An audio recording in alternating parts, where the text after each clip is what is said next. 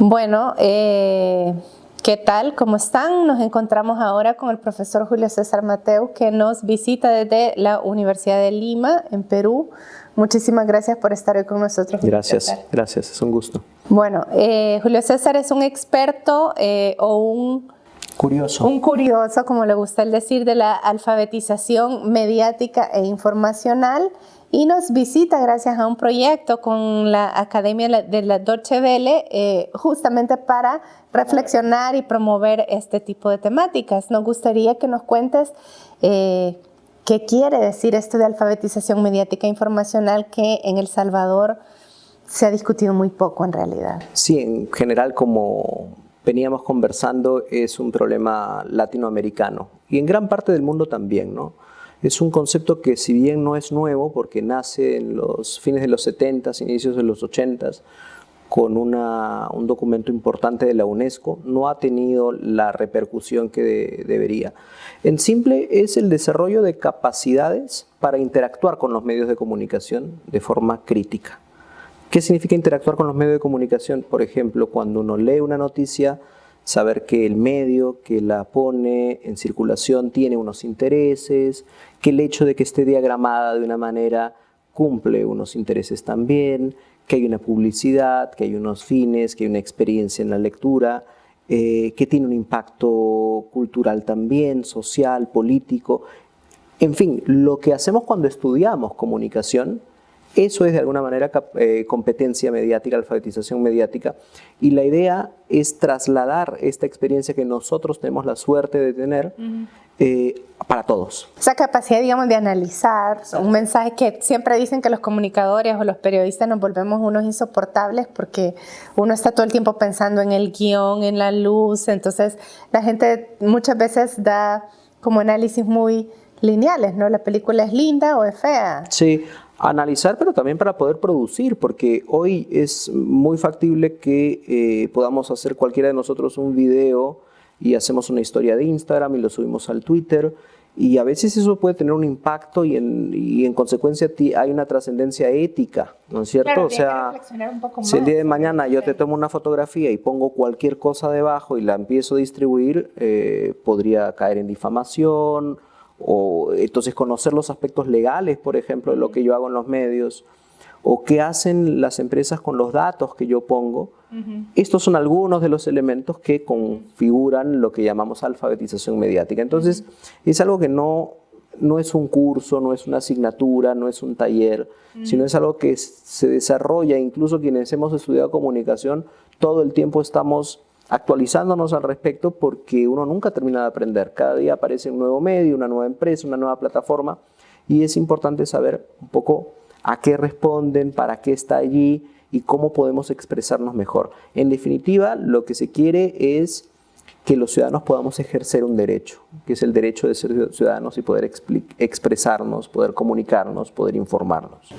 Bueno, yo no sé si vos sabías, pero en El Salvador una de las características muy particulares de los públicos, de las audiencias salvadoreñas, es que consumimos muchísimas noticias, digamos. Es decir, en la época de la guerra que tuvimos a finales del siglo XX, lo que más miraban los salvadoreños eran noticieros, y quedó mucho como todavía ese resabio, esa práctica de consumir mucha información noticiosa. Ahora no necesariamente, por supuesto, desde noticieros tradicionales, sino desde las redes sociales, etcétera. ¿Cómo ves en general América Latina en este tema? ¿Cuáles son los retos que encontrás en relación con la alfabetización mediática en estos momentos? Bueno, muchísimos. De hecho, se ha vuelto a poner de moda a partir de lo que se denomina fake news o noticias falsas, que es algo que siempre ha existido, pero que ahora tiene un alcance mucho más complejo, porque cualquiera es el emisor de una noticia falsa. Y nosotros, es decir, antes sabíamos que había unos periódicos determinados. Y ahora nosotros somos la fuente, o podemos ser la fuente o el distribuidor de esa noticia falsa. Es decir, me llega un mensaje de WhatsApp diciendo algo sobre un personaje. ¿Qué capacidades tengo yo para saber si la fuente es una fuente creíble o no creíble? Lo que hace uno usualmente es pasarlo, por si acaso, a otras personas. Entonces ahí hay un problema muy grave. De hecho, con Trump y ahora con Bolsonaro, una de las críticas que se hacían a sus campañas es que estaban basadas fundamentalmente en la cantidad de noticias falsas que creaban. O sea, tenían gente pagada, dispuesta a crear, ¿no es cierto?, contratada para crear noticias falsas, y entonces eso distorsiona la opinión pública y genera una serie de conflictos bien importantes, que si tuviéramos capacidades mediáticas suficientes, no digo que estaría eso solucionado, pero por lo menos volveríamos a dudar, que es algo que a veces no hacemos cuando consumimos medios de comunicación. Claro, digamos, es como instalar el rumor como una manera que se coloca al centro de la comunicación, y entonces lo que tendríamos es que entrenarnos para poder... Exacto, y desde muy niños además, o sea, esto no es algo, la alfabetización mediática no es algo que deba estar, digamos, destinado a personas ni universitarias ni jóvenes, no, estamos hablando de todos los ámbitos de la sociedad. Los niños también pueden empezar a trabajar, por ejemplo, mirando publicidad para analizar qué estereotipos se están presentando allí. En una organización rural se puede trabajar proponiendo medios de comunicación que permitan hacer llegar su voz a otros espacios. En fin, lo que son los medios de comunicación, es decir, los medios de comunicación están allí, son buenos si es que cumplen un fin social importante, pero son muy negativos si es que nos volvemos dependientes de ellos, y más aún si no tenemos capacidades mínimas para analizarlos, decodificarlos, entenderlos, ¿no? Bueno, vos decías en tu presentación que sos un curioso del tema de la alfabetización mediática. Yo diría que yo soy un poco como también una fanática del tema, o sea, una fan. Y una de las cosas que yo cuando he trabajado o cuando he seguido este tema he visto es que en América Latina tenemos pocos programas sistemáticos sobre este tema, en cambio que en el mundo anglo como que hay más penetración sobre la discusión de alfabetización mediática, sí, desde otros lugares, ¿no? Es decir, como que de pronto en América Latina la alfabetización mediática es de comunicadores. Sí. ¿Qué retos hay ahí, digamos? Dos cosas, o sea, en lo primero que dijiste, sí y no. Es decir, en el mundo anglosajón sí hay un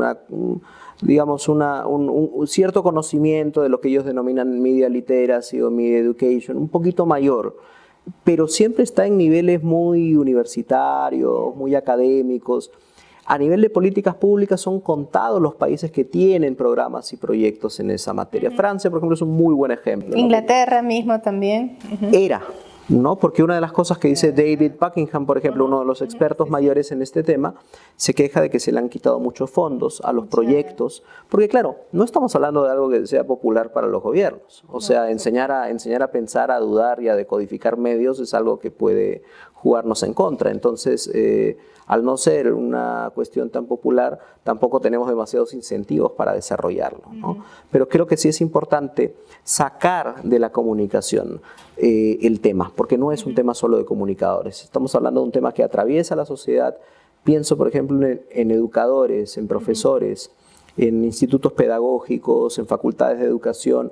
Cuán importante sería empezar a motivarlos a trabajar estos temas, para que la tecnología no se vuelva simplemente un auxiliar didáctico, una herramienta que ellos utilizan para motivar o para mejorar la estética de la clase, sino que se vuelva un objeto de estudio, es decir, darnos tiempo en plena clase para poder discutir sobre una noticia, discutir sobre el medio, sobre el programa, la serie, la película o lo que fuera. Traer todo eso que además nos permite desarrollo de capacidades, pero a nivel informal, formalizarlo, traerlo al aula. Eso creo que es un reto bien importante e inmediato. Quizá una última pregunta para ir cerrando esta primera aproximación, para dejar además ganas a que todo el mundo pueda revisar los textos que hay sobre estos temas. Pienso cuando te escucho que de alguna manera estaríamos construyendo algunas competencias ciudadanas o un nuevo tipo de ciudadanía. Sí, es que el ciudadano de hoy es un ciudadano atravesado por los medios, es un ciudadano que no se entiende sin medios de comunicación. Y en consecuencia, educarlo y educarnos en el desarrollo de estas capacidades es fundamental, porque si no tenemos ejercicios recortados y no ejercemos ciudadanía. O sea, para poder ejercer ciudadanía necesitamos contar con estas capacidades críticas. Es es yo creo que un fundamento de cualquier sociedad democrática. Bueno, si alguien quiere saber más de estos temas, ¿cómo hacemos? Hay mucha información en la web. Yo creo que hay que buscar páginas como 1000 Clics de la UNESCO. La misma página de la Deutsche Welle Academy tiene información y seguramente la propia universidad en algún momento próximo construirá un espacio, ¿no?, donde sistematice alguna de esta información y información hay. O sea, el problema no está en llegar a ella, sino en volvernos curiosos de este asunto y empezar a indagar un poquito más. No, pues muchísimas gracias, Julio César, por aproximarnos de una manera tan mediada y tan amable a un tema que nos resulta muy importante en estos momentos. Muchas gracias.